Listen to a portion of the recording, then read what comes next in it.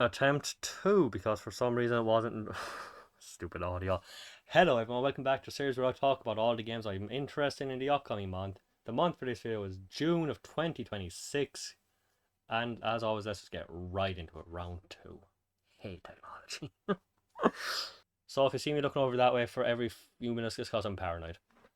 On the second, before we get into the actual games, state of play, I was expecting one around this time anyway, because I've been saying for a while, Final Fantasy VII Remake Part 3 it's the only thing I'm off the top of my head, like, where I'm like, oh, please bring that there.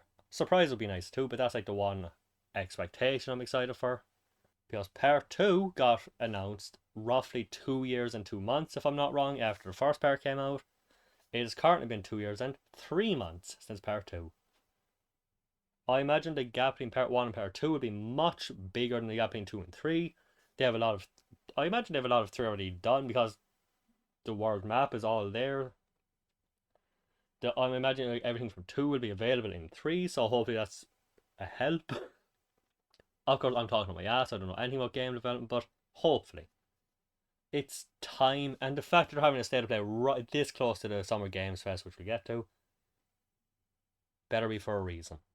I have my complications with Part 2, but I'm still excited, nervous, terrified. I don't know what exactly they'll do, but it's time. The beginning of the end is really coming.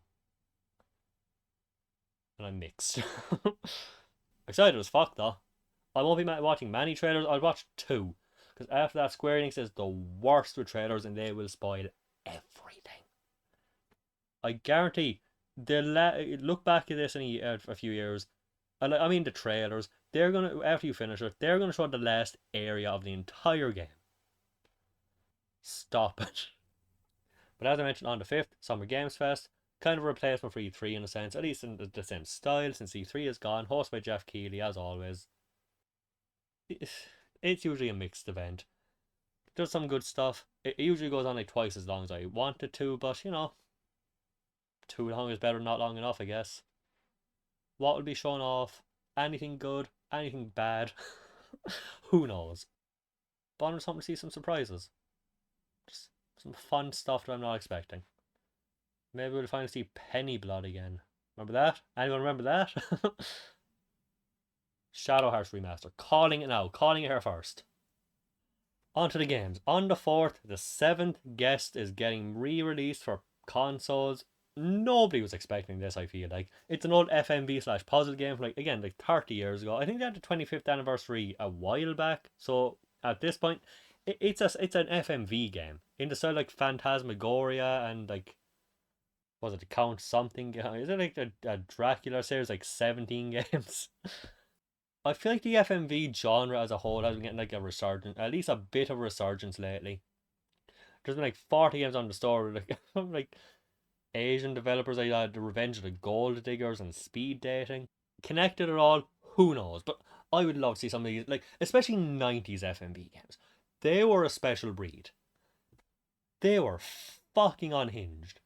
Like this, Night Trap, Phantasmagoria. I'll be getting this absolutely. Cannot wait.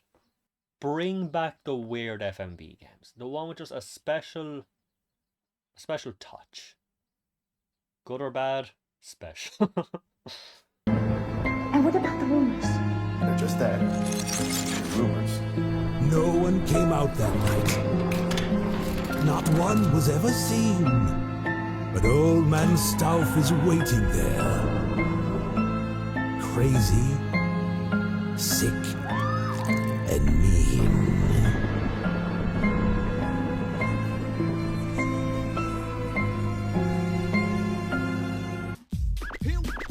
Here we go. On the 4th one, that absolutely came out of nowhere for me. I'm so excited. I don't even know if I'd get it because I played it recently. It's most of it. Donkey Kong 64 is coming to Switch. Finally. It's been stuck in just Nintendo 64. Probably because it's a rare game. I don't know if there's complications. I don't know shit. I'm talking on my ass with any of this.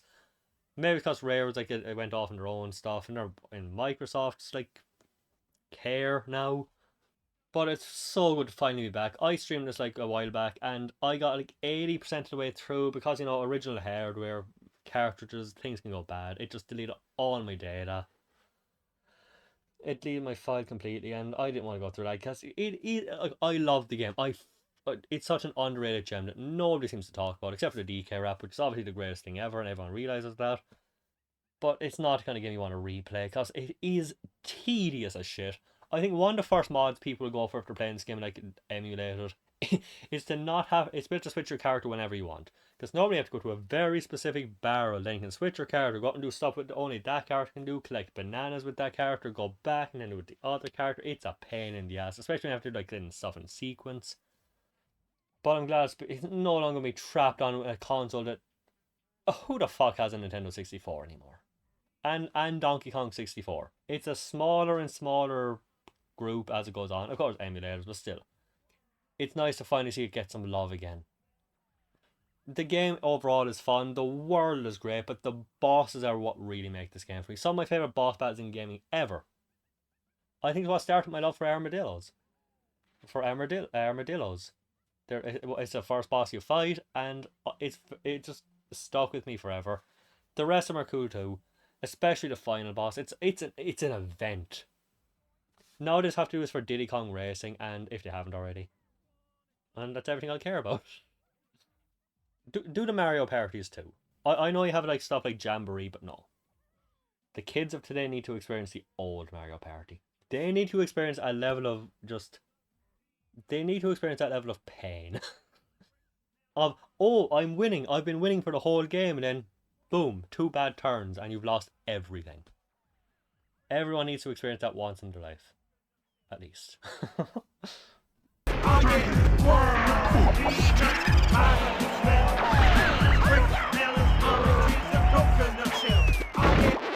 I guess I'll quickly mention, on the 25th, Star Fox is getting a remake, redone of the Nintendo 64 version again. The characters look uh, special. I'm not kidding. I was just lying in bed and I saw somebody like a reaction to the trailer. I was like, oh, let's watch it first myself. And the second, just me, myself, alone in bed at 2 in the morning, and Slippy Toe came up on screen, I was just like, ugh. The rest look weird, but Slippy looks repulsive. Hopefully they'll do something with Star Fox that isn't a remake again. But it looks fun. I don't know if it's just me. It has that same weird, cheap, it's affected like every kind of 2D game that has a slightly 3D aesthetic to it, like Mighty Number 9 games like that. And they all feel like they look the same. This is the 3D version of that, at least for the environments, not the characters. Nothing looks like this, thank God. But I probably won't play it. It's only on Switch too. I won't play it. But it's good to see Star Fox get some love again. I don't think there's been a game from Star Fox since, what was it, 3DS? Wii U? Which I know isn't that long ago, but in a way it is too. I like Star Fox Adventures. That's the only one I liked a lot, but this does at least motivate me to go back and play the first one again. I want to try that. I've never gotten past like level 2 in that because, old games kick your ass. Back to the start. I mean, you don't love a genre in general. It's just not a genre I'm that into. But I've got more tolerant of going back to the beginning and going through it again. It's a thing I've never loved, but after playing some older games in the last few years, I have been tempted to go back to this, and it seems like the perfect time. Maybe they can make the world love Star Fox once again. Because it's been a while. That's why they keep remaking the Nintendo 64 game. So last time people really liked Star Fox. Again, I loved Adventures. I'm not in a majority with that one. Incredible!